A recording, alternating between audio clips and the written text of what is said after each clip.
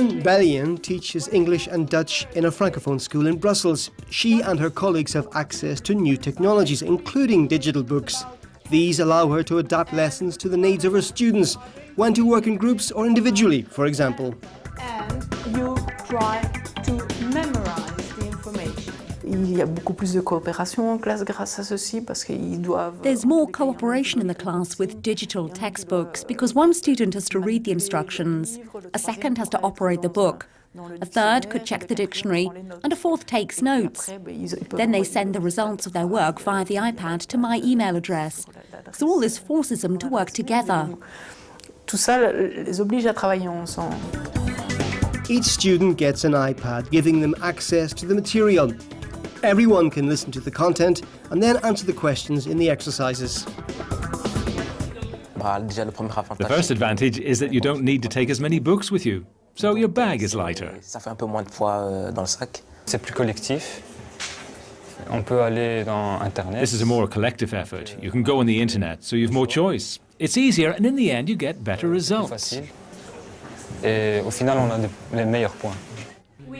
The documents are projected onto a digital board, and corrections are done collectively and interactively, enhancing reading and spelling. And being absent doesn't mean missing out.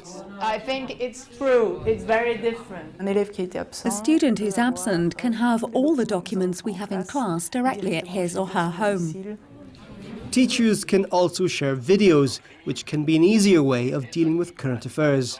But do the textbooks, digital or paper, meet the expectations of students?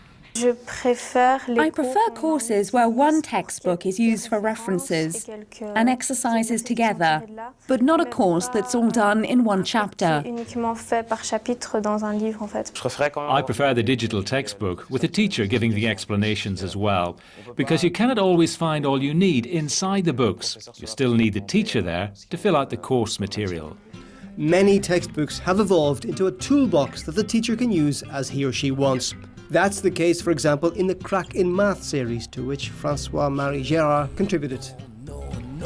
Crack in Math is a mathematical collection for primary education, and its unique point is to present a set of situations that are relatively open, problems of daily life that children are certain to face in their lives.